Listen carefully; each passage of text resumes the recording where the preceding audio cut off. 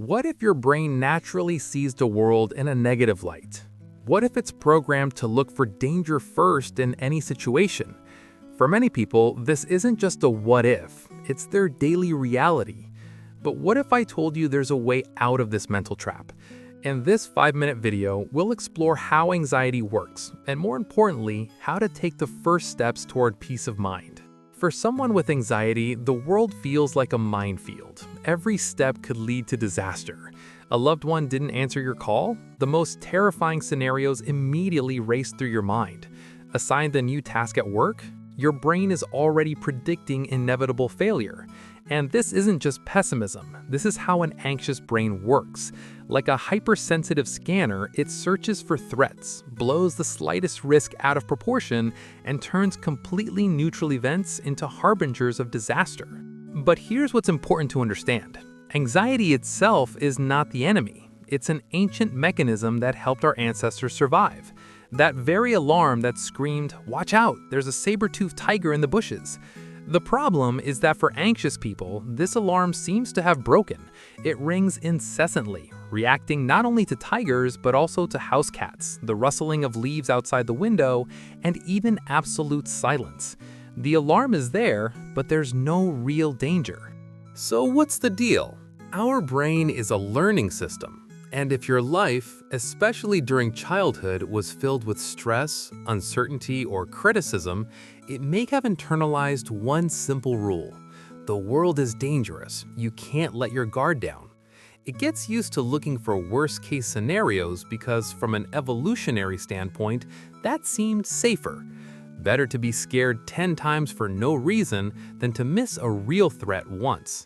Our brain's internal fear center is responsible for this reaction, known as fight or flight. In people prone to anxiety, it is hyperactive. It triggers panic even when you're simply running through an upcoming conversation in your head. Immediately, your body tenses up, your heart races, and your breathing becomes irregular. All of this is a physical response to your thoughts. And this isn't a weakness or a character flaw. It's simply a learned reaction, an automatic program that, fortunately, can be rewritten. Anxiety even offers a deceptive illusion of control.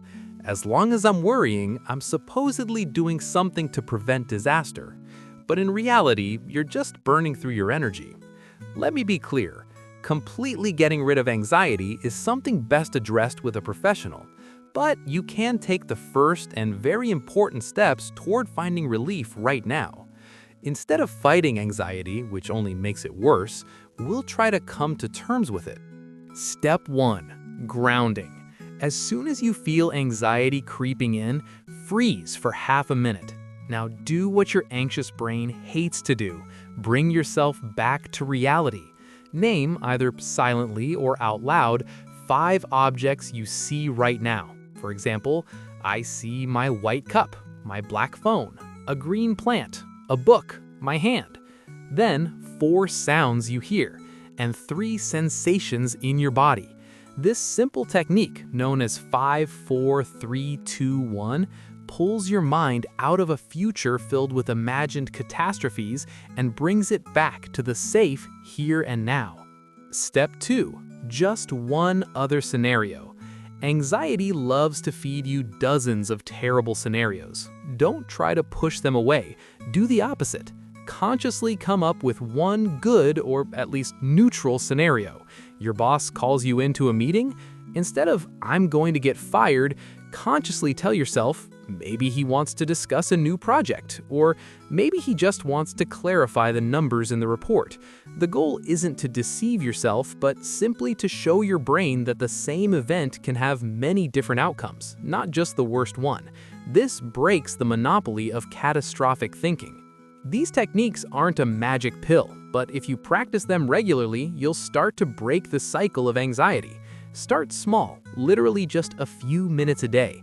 Remember, you're not fighting yourself, you're teaching your brain new, healthier responses.